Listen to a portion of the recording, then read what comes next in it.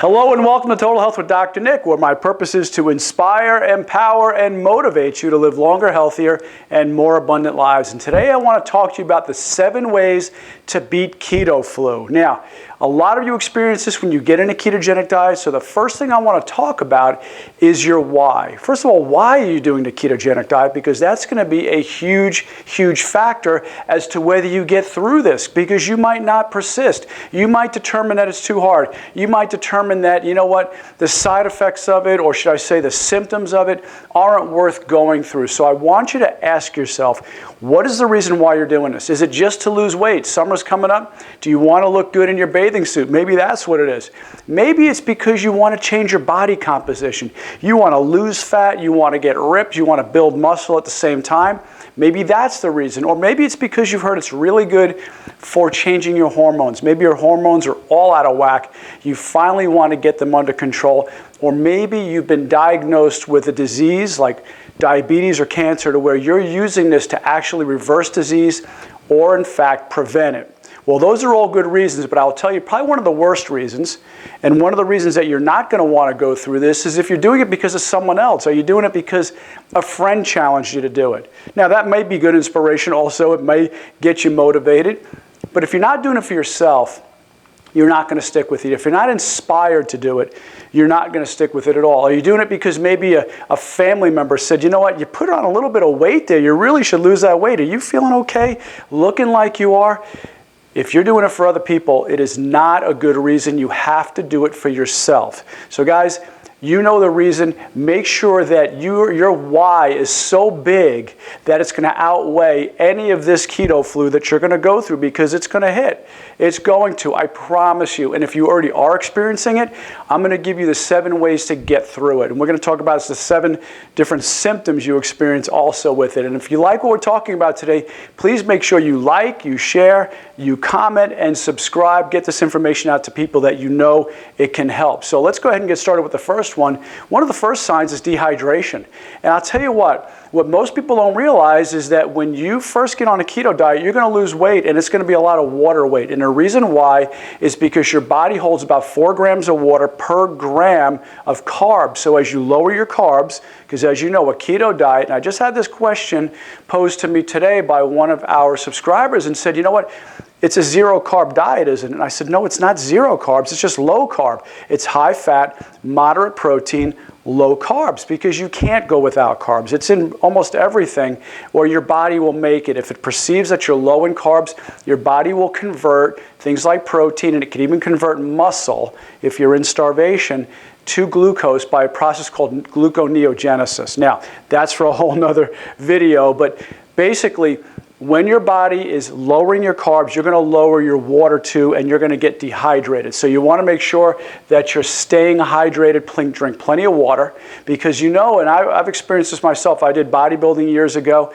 and when I was competing, the last few days before the show started, we would have to lose water. So we would really not have a lot of water in our system, because we wanted to get the muscle so close to the skin, and the skin right on top of the muscle, that it would be very, you'd look very vascular and very, muscular, and you had your striations and so on. And you couldn't really drink much water for about 3 days leading up to the show. And I'll tell you what, it felt like my body was shutting down. It felt like my insides were getting turned inside out.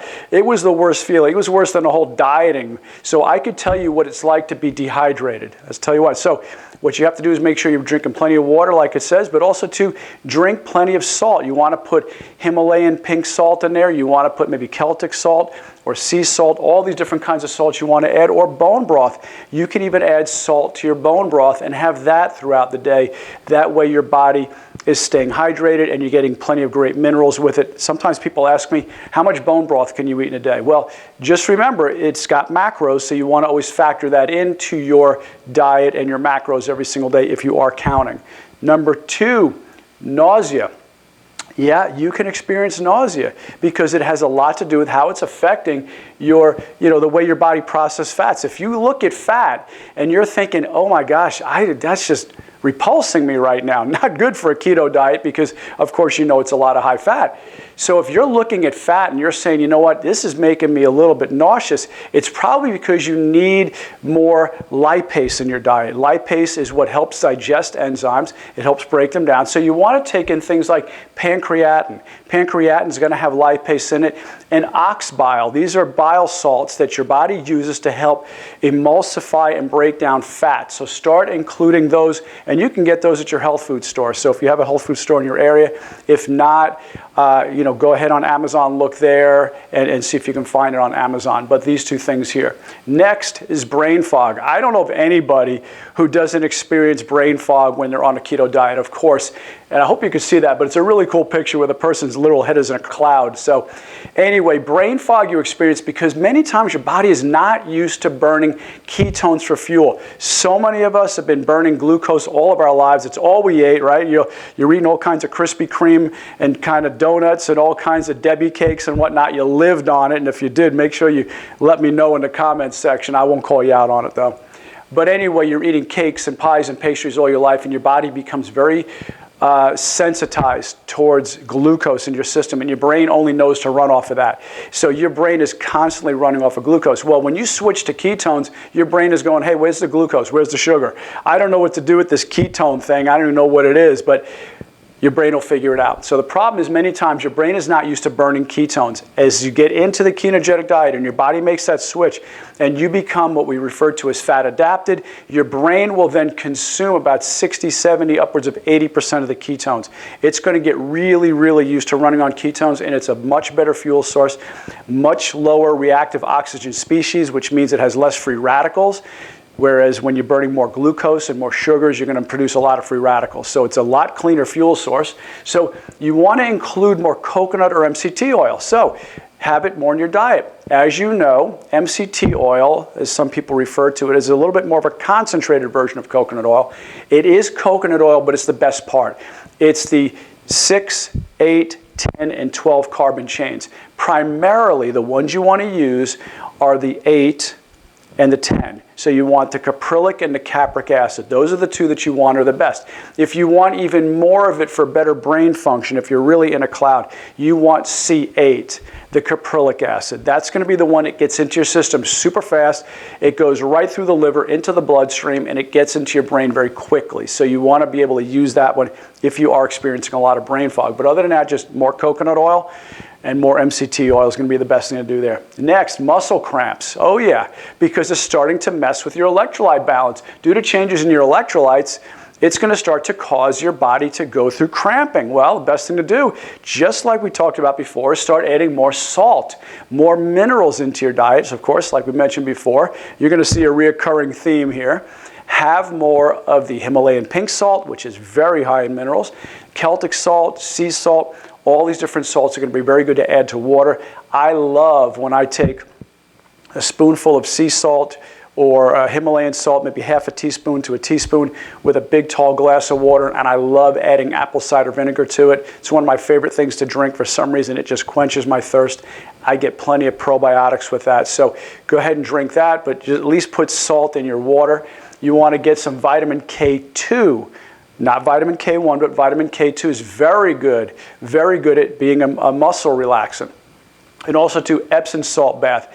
Epsom salt bath has a lot of magnesium in it, and that's going to help you a lot because your skin is your body's biggest organ. It's going to get into your body very quickly, and it's going to help relax your muscles and help get your muscles, in much better shape and reduce those cramps. So, next, fatigue. You're going to feel fatigue, no doubt. Why? Because once again, your body's not used to burning ketones. It's used to burning sugar, and all of a sudden it's going, hey, we don't have any. What are you doing to me? You're ruining me. That's okay. Don't worry about it. Your body will eventually adjust and adapt, and you're going to start using more ketones as fuel rather than the sugars, rather than the glucose. But once again, you want to just up your MCT oil, up your coconut oil, more fats, get more fats in your system.